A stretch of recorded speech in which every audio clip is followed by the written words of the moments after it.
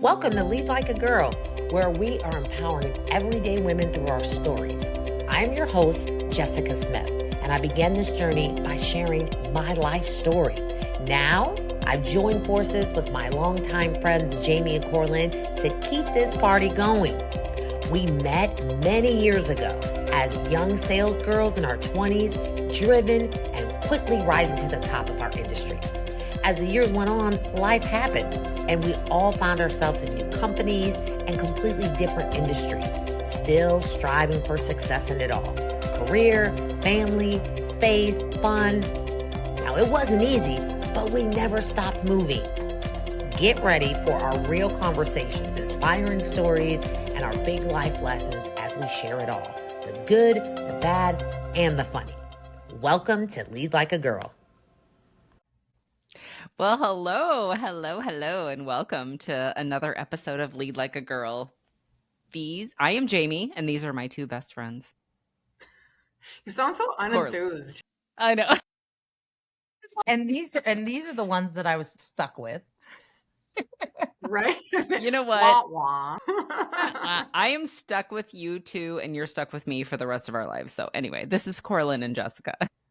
We're here. If nobody knows our lifetime goals, the three of us will have a lanai somewhere, someplace, somehow. Yes, it will happen. I am so glad to see your faces, to be honest with you, because I don't know what you guys do on the weekend, but sometimes, you know, you have a relaxing weekend and sometimes you have a working weekend. And this was a working weekend. And I love the fact that we text each other every day, all the time. And I get to see what you're doing, even though you're in different parts of the country. I love it. What Jamie really means is that she loves waking up in the morning to 10 text messages from me. Oh my gosh. No, I don't. I turn my phone off because of you, Jessica. My pleasure. Anytime. My gosh. Yeah, listeners, 6:15. if you need it, like we've mentioned before, that sometimes you need to get a Jessica in your life. You better watch what you ask for, because exactly. Jessica's be careful like what you wish 4 for. o'clock in the morning. And another thing. Oh my gosh, she's sending me like links to things that I have to read and watch, and I'm like, girl, it's 6:15. I don't have to get up until 6:45. Okay. Sleeping is for the dead. I love it. Thanks everyone for tuning in today. I want to remind, if you want to watch us, we're on YouTube, Lead Like a Girl Lab. Thanks so much for everyone who follows us on social media, because the comments are great, especially the ones where they say that I'm your favorite, but the rest of them are good too, guys. So today we have a little bit of a meaty topic. We're going to talk a little bit about female rivalry and camaraderie. I have a question for the two of you. Do you think female rivalry is a thing? Oh yeah. Yes. Okay. I try not to participate myself, but it's a whole thing. Correct. Okay, so can you share a personal story about a time when you felt intense rivalry or competition with another woman? Listen, I'll answer that. You think on that, Jess, and I'll just throw out this giant elephant in the room, is that for those of you listeners who've been with us since we started, Jamie and I used to work together. We used to have the same job, worked in the same office, going after the same goals, same leads. I would be completely dishonest to say that I didn't feel a little rivalry with my friend Jamie over here. Would you agree? Oh, I have a story. Oh, I'm glad because I have a Corlin and me story.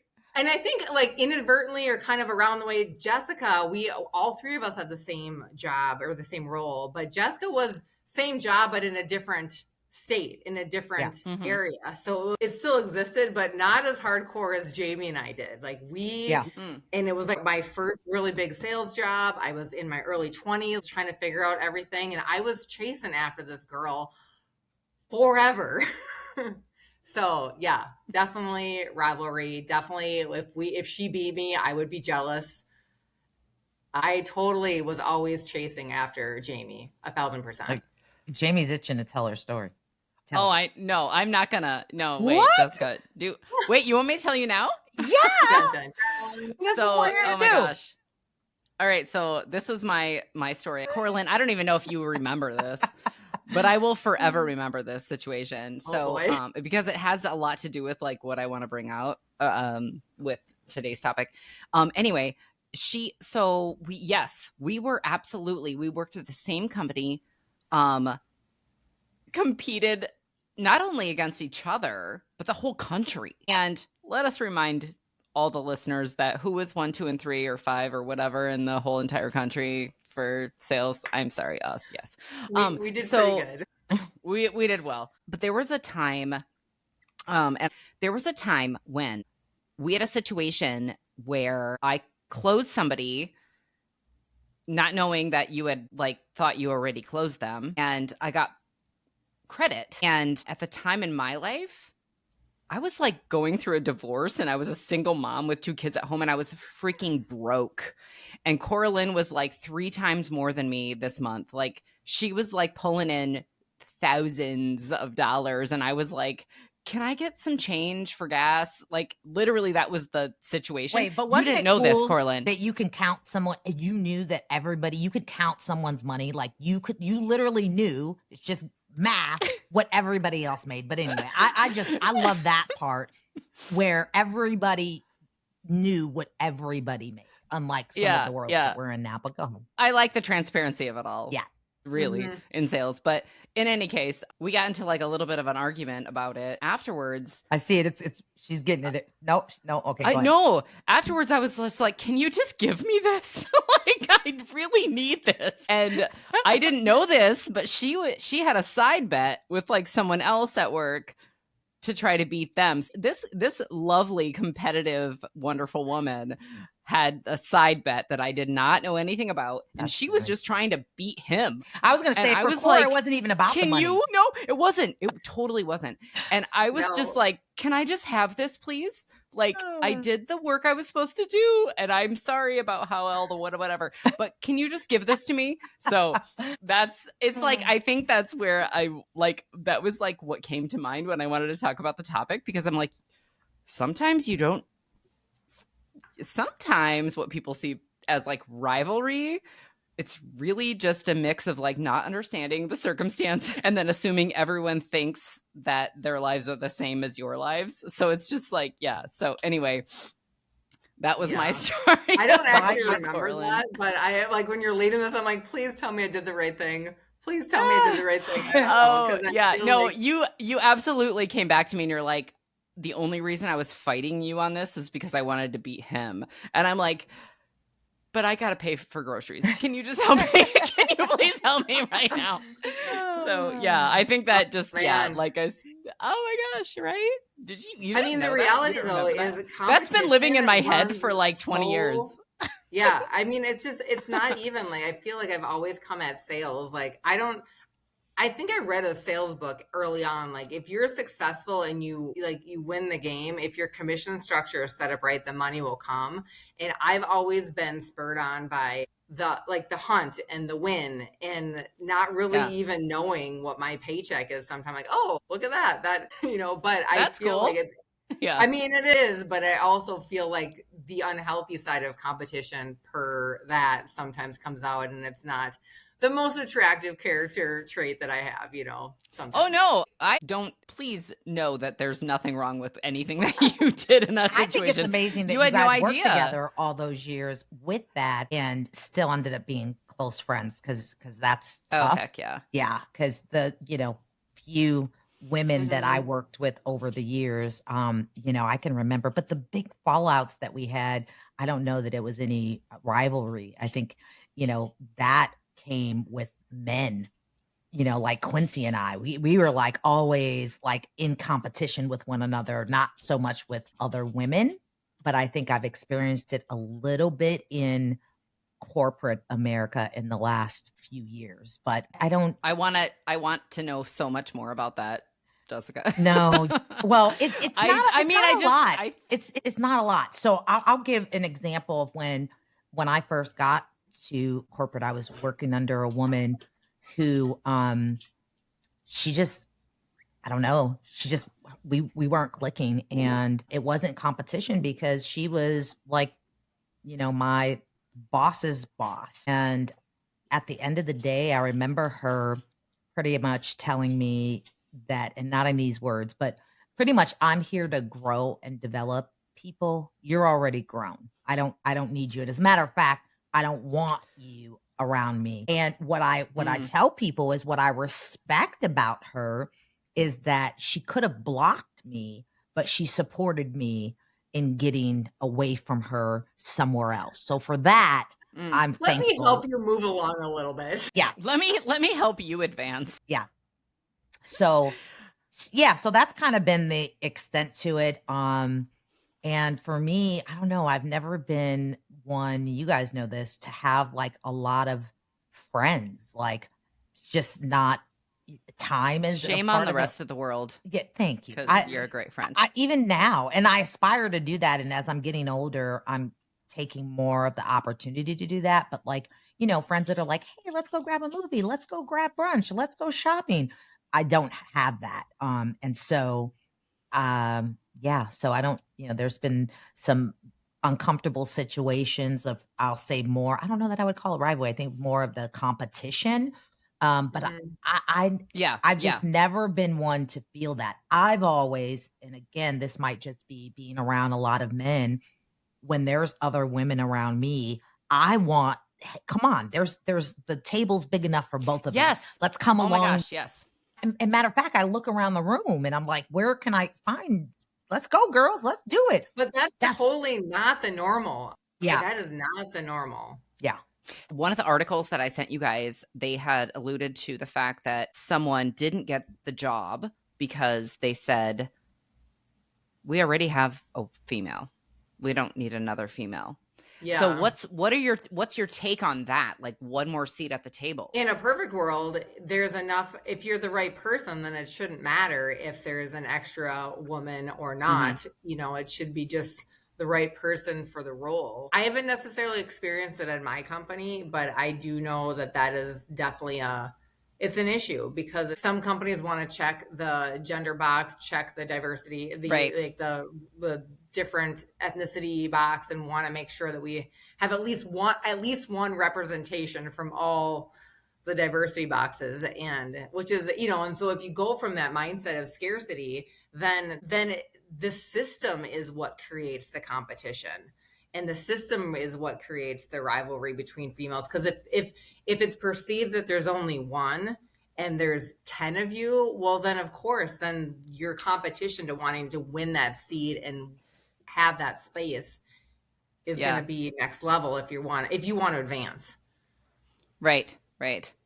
Have you ever been like surprised that a female supported you when you didn't think that they would support you? Has that ever happened to you guys? A number of times, even recently, where completely unsolicited, I've had females be advocates for me and help open doors for me. And, even, do you guys remember when I did that hosting? I was as a judge on one of our local competitions. Yes, It I was love like a that so lip sync much. competition. Yeah.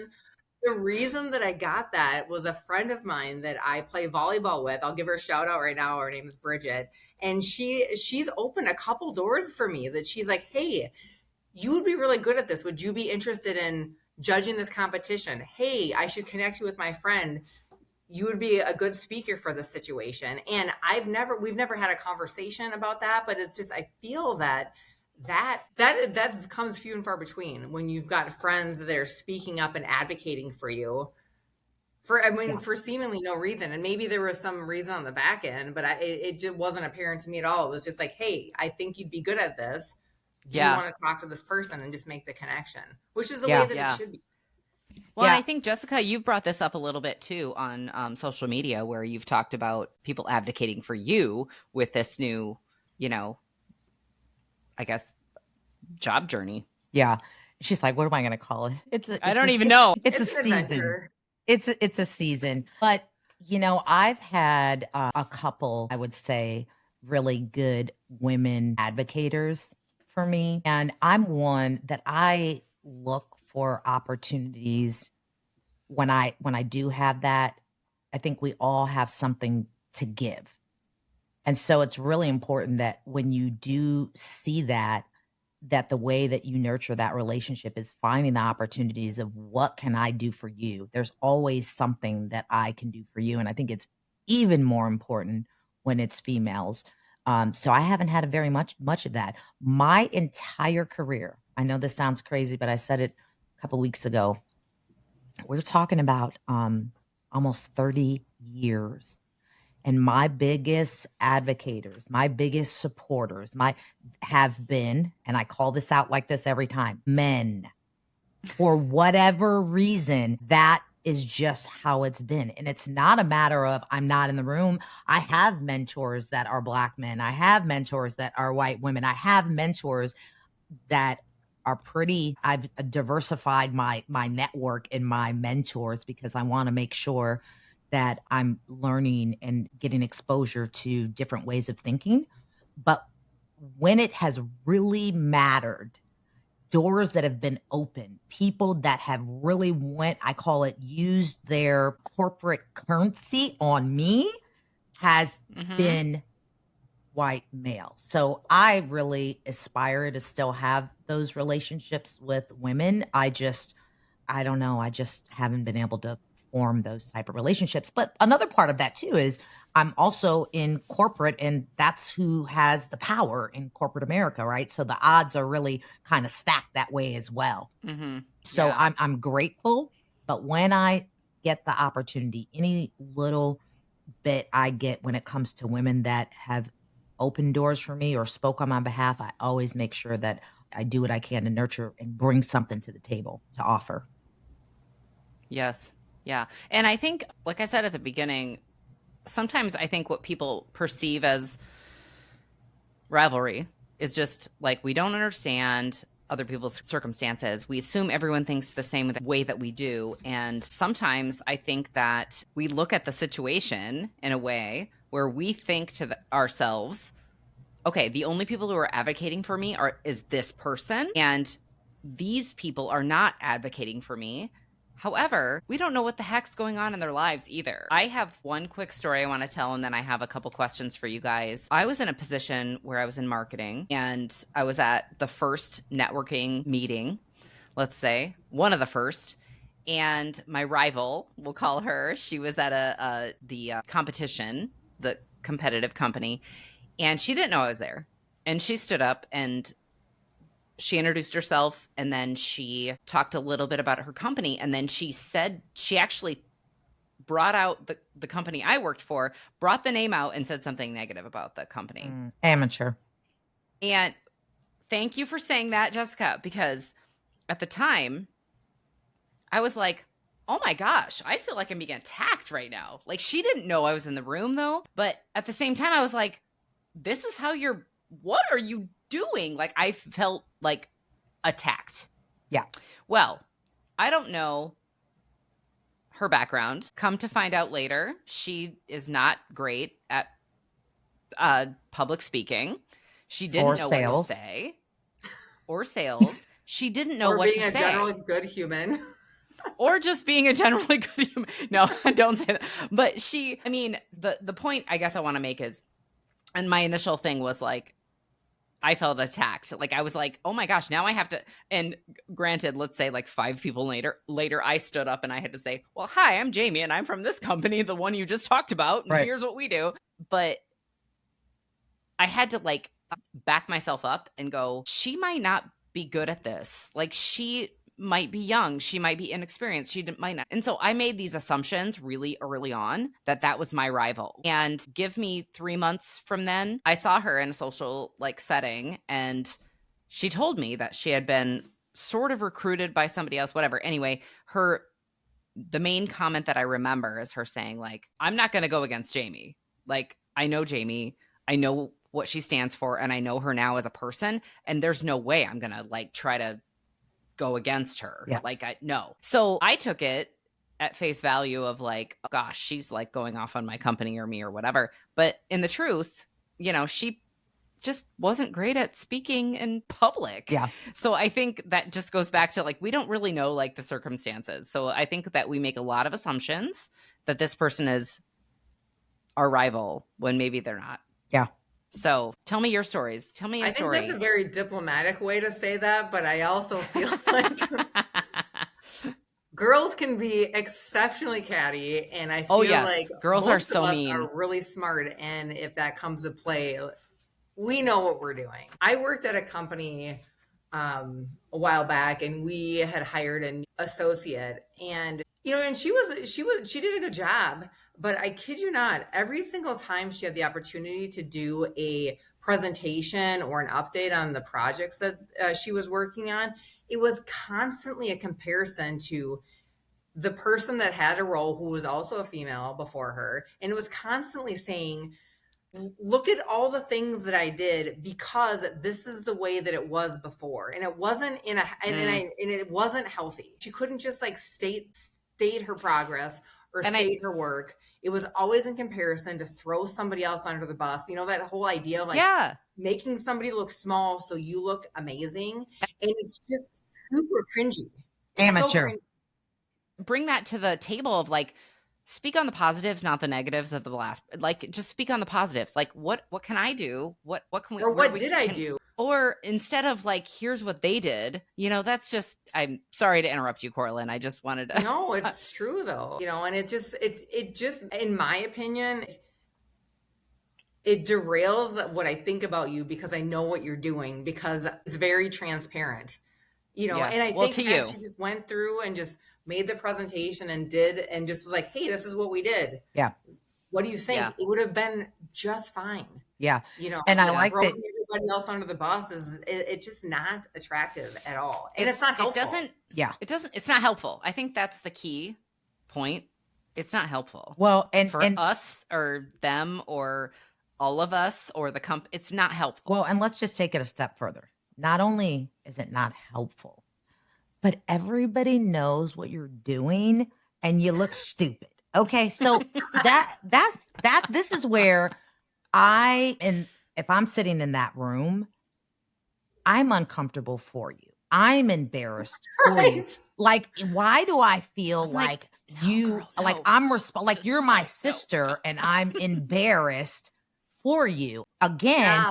And there's this girl code inside of me that makes me feel like I'm responsible for you.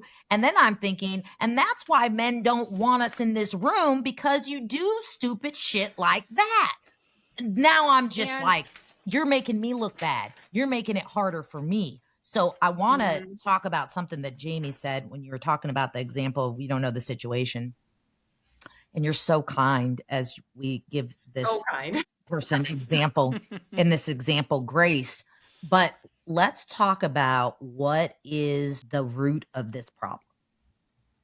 What's the root? Because healthy competition, that's one thing. I love it. Right. There's nothing wrong with it, right? But what we're talking about is having a low self-esteem. And this is and it's not being confident. Yes. It's a low self-esteem. It's not being confident. It's also maybe you talked your way into this position and now you have to pretend to prove yourself. There's or a little bit of that. Like you just prove yourself anyways, and nobody's even asking you to do that, but you have to. You feel like you want to, like kind of teetering on that imposter syndrome a little bit. Yep. Which is a whole nother show. But yeah, I just wanted to make the point of, listen, maybe you identify this, maybe you're in this now, or maybe you grew out of it. But I think that there's a responsibility. At least I always feel like there's a responsibility when I see other people like, okay, how can I make them aware of it without making them aware of it? Like, what can I do? And so for me, I try to make sure that I'm a cheerleader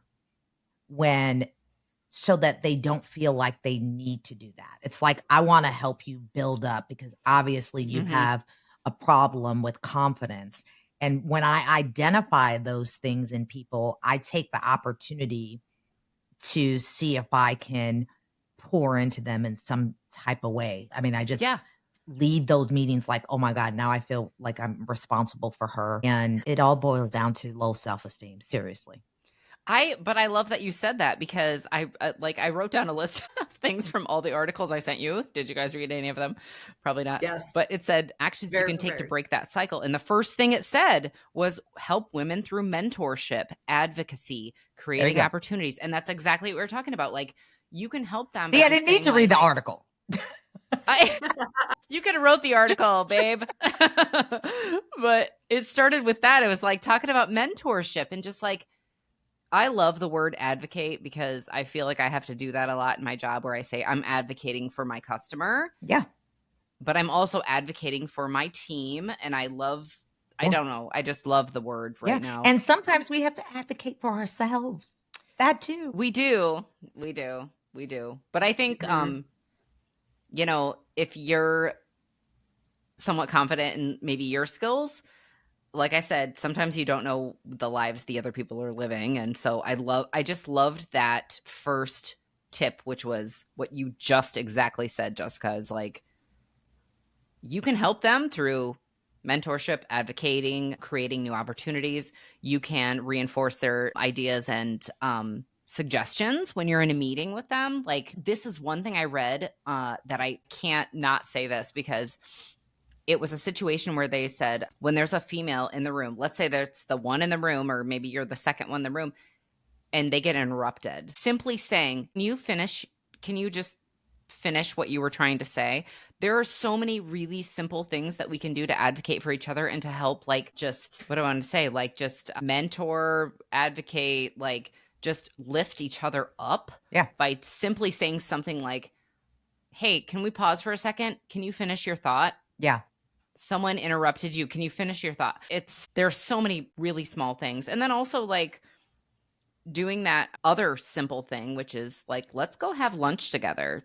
Why don't you bring your lunch, I bring in my lunch, whatever. Let's like go grab a coffee. Let's sit down and like just chat and get to know each other, and tell me what your goals are with this company. I want to tell you my goals there are so many like very small things that probably seem like nothing to most, but for females who are in the same position, who are being pitted against each other in some scenarios, I think, just taking the time and the initiative to gather forces, Yeah. I could do better. I mean, what it does is it puts down barriers. It lets people take a deep breath. And if they're not doing it, you're taking that first step of acknowledging that we don't need to be adversaries. We don't need to butt heads. We can come around the same side of the table, and we can work together in this. And I think that sometimes people don't have the maturity like you, Jess and Jamie, that to do that step, where they're like, I'm constantly in the defensive, and if it's not going to be me, then I'm going to lose, and it's not an us thing. But if you can be the greater person and take the first step and saying, we're not in competition here, like, we can be friends. It might just be all that other person needs, just to chill out and understand that there can be a friendship here. They might just need to know that I'm on your side, guys, Yeah. Yeah. I got to do better in terms of, like you were saying, like, hey, let's go to lunch. And I probably still have some trust issues, because there's been a few situations where, I've done that, and I consider myself someone being a friend. And then next thing I know, we're in a situation where you just completely stab me in the back, for an opportunity. And then it just makes me like, why did I even waste my time in that relationship? And if I'm being really honest, I was probably giving more than I was receiving out of the relationship. So, but it's just like anything else. Like, we can't let our experiences hold us back from, moving forward. But I wanted to say something. It's kind of on topic. Someone said something that reminded me of this. And in a lot of cases, again, we might be the only one in the room, or maybe there's one other woman. This happens to me all the time, and it's the biggest freaking peeve of mine. So if you're this person, or if you've been this person, please no. Please don't do this. So I am, in many cases, the person who says what everyone else is thinking. It needs to be said, and it's obvious. Nobody wants to say it. So here I go. And then everybody's just kind of looking at me like, wow, I can't believe you just said that. Right. And then after the meeting, you call me or text me and say, oh my God, I'm so That's glad exactly what I wanted to say. Yeah. Yeah. Mhm. Okay, don't do that because that makes me want to punch you in your face. Because and the reason why is because if you, and I'm not saying if you're not the person who is going, if you don't have the voice, at least be my backup singer. Okay. Don't leave me out here looking crazy, saying something, and then call me afterwards or text me saying, oh my God, thank you so much for saying that. Someone had to say, it's like, don't do that. Have my back, right? And I cannot tell you how many times that has happened to me, and I truly want to punch you in your face. It's just, I don't even like, again, I'm not saying everybody has to have the voice. I get it. Like, I have a voice, and I believe God gave me a voice to use it. And it's uncomfortable for me to say the shit too. I don't want to say it, but I have to say it. And I feel Someone like has to say it. somebody has to say it. And don't get me wrong, I don't always say it. But when I do, have my back. And, all you have to say is, yeah, I was kind of thinking that same thing. Thank you for saying that, Jessica. Just anything. If we're in a meeting like this, give me a freaking thumbs up, something. You just leave me out here by myself and then come and tell me that on this. And you think that makes me feel good that you came and told me in secret? That's like, a guy in high school doesn't want to tell anyone he's your boyfriend. What are we doing? I gotta say, I wrote that down because I'm like, I constantly want to have our episodes titled with something that's great. And you just said, like, if you cannot be the voice, at least be my backup singer. I freaking love that so much. And it makes so much sense because you're right, Jessica. Like, you're right. Like, somebody has to speak up. Somebody has to, like, say something, and it's okay, but it's also okay if the person doesn't have the courage to say something, and at least that when they come to you afterwards that they did agree with what you. No, I don't give a damn. You don't have to tell me you agree with me. When I'm saying it, I know there's people in the room that agree with me. I already know that. I love it. I do also, there was just like, I want to wrap up because I know we're like at time right now, but there was like just two other things I wanted to mention from the article that I sent you guys. One said, don't talk badly about other women, gossip, throw each other under the bus. Like, constructive feedback, freaking vital. Yeah. Constructive feedback is vital, but you also have to make sure that you're doing it in a respectful manner. Obviously, I think that I think the three of us definitely appreciate something like that. But also, like, don't expect something different from females versus males, And I think I'm going to say I'm guilty of that. Yeah. Because we're asked to do more, I feel, and you can disagree with me, but I do feel as females, we are asked to be more safe, more accommodating. I do ask that as females, we are asked to maybe hold ourselves to a different standard than our male counterparts. And I think that us as females also need to like think about it and not expect something different from our females versus our males. Because I'm telling you what, I expect more from women than men because I've been there. Yeah. So, but that's not why, It's so we should. So I don't want to take us into an hour here, but I struggle with this. I know because I'm going to use but you said it. You opened the door just as far as like men and women, and sometimes I get kicked out of the girl talk when I say stuff like this, but I'm going to say it because. So I had a leader once, and she was always just so stressed out and so like over the top. And I was just always trying to figure out like, what's her deal? Like and she's like a VP. And one time we went on a team trip, and she made a point to share that she was paying out of her pocket for the excursion that we went on. And that day it just hit me. And I was like, first of all, who does that? Like, this is like a multi-billion-dollar company. Why are you paying out of your pocket for this? Like, That doesn't make any sense. There's not a man in the world that would do that. No. No, he's going to expense it. And there's nothing wrong with that. It's your team. Like, people are expensive. And so, and here's the thing. It's like, and this is why I'm saying you make it harder. If you want to play in the big leagues, okay, and you want, then show up and own it and walk in boldness and walk in confidence. And you got to do that. And those little moves like that is like, you know what? This is why people don't want little girls playing ball with the big boys. Go over there and go jump rope somewhere, lady. Like, that's so I just need you, if you're there in the room, like, know that you belong, know that you don't have to pay out of your pocket. Right? Yeah. There's another bar for you. Like, we don't have to and pay out of our also pocket. like don't expect the rest of the females to do more than the males. Like, it's something that's just kind of ingrained.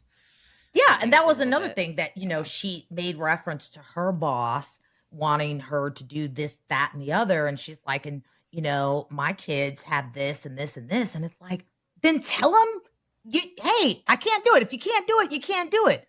Like, okay, maybe his wife is the one responsible for doing those things, but in your house, you're responsible. And that's an example of where Lead Like a Girl even came from. It's like, you can lead and know that you have to take the girls to dance and make the lunch and show up for this and still do your job, and don't apologize for doing that. I'm going off in a tangent here, but so I'm saying that if people will start owning and walking in their boldness and confidence, there wouldn't be this whole rivalry thing there wouldn't even be a conversation to talk about here. Yeah. Yeah. Well, we've got a long way to go. Corlin, what are your last thoughts, first of all? After everything we talked about, if our listeners walked away with knowing that they are enough and there's enough space at the table, there's enough resources for everybody in most scenarios, that we can work in partnership with our females and you don't have to be friends, but being friendly will go a long way. Because at the end of the day, most of you were working for the same company. If we can work together, we're going to go way farther together than separately. So if there is a mindset reset or a reconsideration that you need to have with your female coworkers, and just maybe not outright ask for it, but have your actions show that you're trying to be allies with your female coworkers, it'll just go so long. Yeah, I agree. 100%. And also thinking about, like, how can you lead like a girl? Like, we're thinking about, like, camaraderie and female friendship and lifting each other up, and, like, what can you do to just, when you come up with those situations of, like, this rivalry versus camaraderie, what can you do to lead like a girl? Yeah. I love it. Yep. So I don't want to cut you guys off because I love this whole talk. I talk for like 2 more hours, but we have to go. And just wanted to remind everyone that leadlikeagirllab.com is our website. We have really amazing merch. Love it. On there. And if you want to watch us, the YouTube channel, Lead Like a Girl Lab, and all of the social media, all the streaming applications, you can listen to us too. And we appreciate all the feedback and all the comments. It's really, really fun to hear what people think about this. And I would say I think I can speak for all three of us when I say that we're pretty humbled with the amount of people that listen and tell us that they appreciate the message. And tell us what you want to hear about. Let us know. Yes. What do you want us to talk about? So that's all for tonight.